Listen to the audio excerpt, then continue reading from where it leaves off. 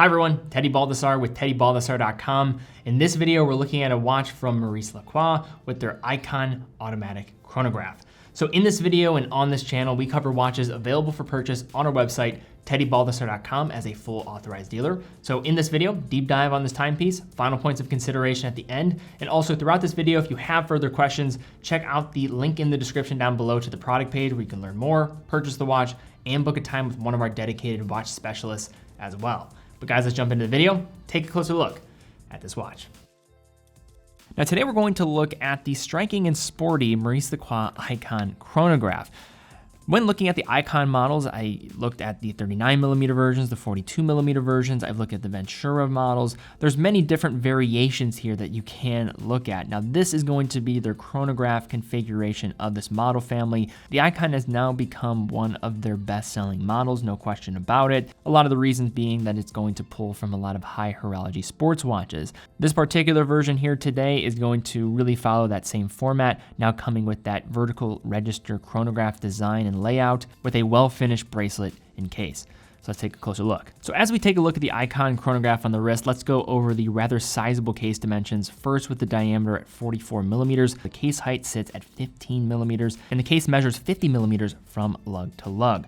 No doubt this is a large watch for even modern sports watch standards. Given the 44mm diameter to the 50mm lug to lug, that's fairly restrained in comparison. It actually does wear slightly smaller than what that case size indicates. I would say it wears closer to that of a 42.5 to 43mm case, all things considered. There are some obvious design characteristics on display that are comparable to the AP Royal Oak Offshore, and while mentioning that doesn't quite describe the watch as a whole, it's probably most relatable in the wearability department.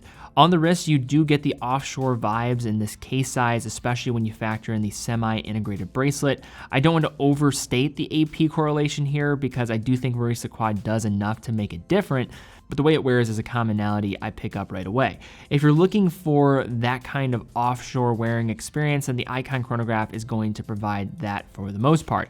Being that this is on the larger end of the spectrum, this piece will likely wear best on larger wrists. In addition to being large, it's also quite heavy. However, when sized properly, the Aikon does stay planted in the middle of the wrist, which I think is a testament to the design of the excellent bracelet that we have on this model. In terms of finishing, Maurice Lacroix does an excellent job of executing a familiar brush and polish format where the anterior and side surfaces are predominantly brushed, while polished angular chamfers along the case edges chisel the case into shape. The bezel is stylized with polished and riveted dual markings at the quarter hours, which I would consider distinctive branding elements while also being kind of these griff claw designed.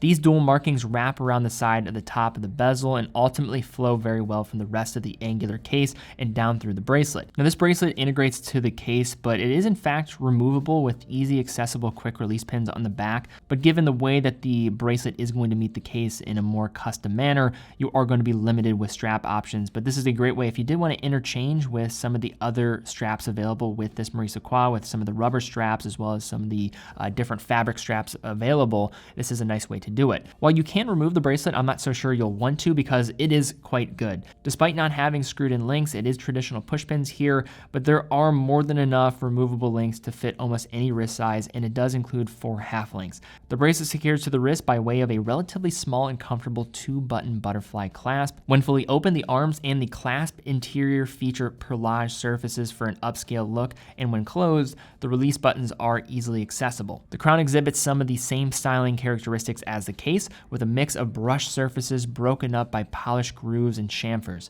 It's also signed with an embossed Maurice Lacroix M logo on top. The entire chronograph system operates just as you would expect with the Valjoux ETA 7750 inside. Starting with the screw down crown, it operates in typical fashion. Unscrew to the first point, you then can hand wind. Second position, you can change the date, and farthest pulled out point, you then can stop the second hand and set the time, so hacking seconds here. With that 2 o'clock pusher, you have the ability to stop and start the chronograph, and then the 4 o'clock is going to be your reset. Transitioning over to the dial, we are first confronted with a flush and flat AR-coated sapphire crystal through which we find the silvery white and navy blue dial. This is a very handsome combination of colors and textures that again taps into some of that AP design language, most notably with the square texture found on the main dial plate. It's not fashioned the same manner as the tapisserie from AP, but there are some positive similarities between the two. Most notably, I like how the dial catches the light and how the depth affects the way the colors play off of each other. The dial element that really makes this entire thing work is the navy blue chapter ring along the perimeter. I think it sets the visual foundation for the rest of the dial elements as they provide a lovely piece of contrast between the case and the dial, and it just feels like a well-placed detail. The hours are marked off with rhodium-plated applied indices that cross over from the chapter ring onto the main dial plate, bringing those elements together. As we move inward from the perimeter, we find 3 navy blue chronograph subdials. At 12 o'clock, we have the 30-minute elapsed time register. At 6, the 12-hour elapsed time register. And at 9, we have the constant running seconds hand. That's coupled with the primary timekeeping function of the watch and not the chronograph. Of course, your center seconds hand is actually your chronograph second hand in the format, so you'll be able to stop and start with those pushers along the side. Aligned with the crown at the 3 o'clock is a day-date window with a nice applied metallic frame. It's here where you also find the Maurice Lacroix logo with an applied M element above the printed brand name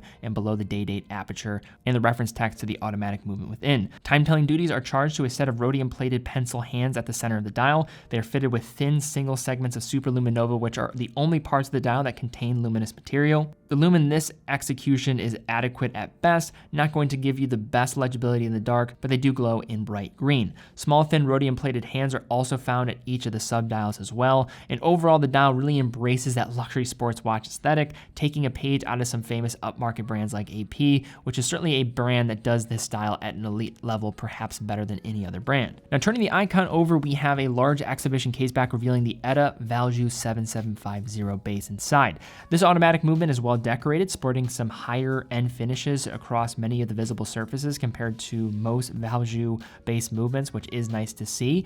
The rotor and bridge just beneath it both are decorated with vertical Geneva striping, while other surfaces below are decorated with perlage as well as some mirror finishes.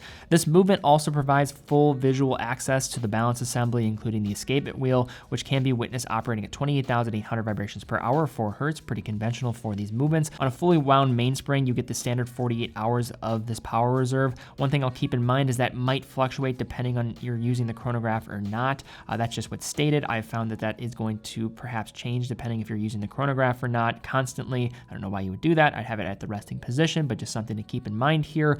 Also, when testing the accuracy here, when testing at 5 different positions, many of these in the past, these were all running under 10 seconds a day in accuracy. I find most of them running plus or minus 7 to around 12 seconds a day, just to give you some anecdotal evidence as somebody who's spent a lot of time with these different Maurice Lacroix models. Also, when talking about the thickness and looking at this particular movement, you're talking about a movement, just the base itself is 8 millimeters. I know people are very hard on just some of these chronographs for being this thick, but then when you factor in, you have additional sets of hands on this dial, you're thinking about that movement inside, you have to case it up.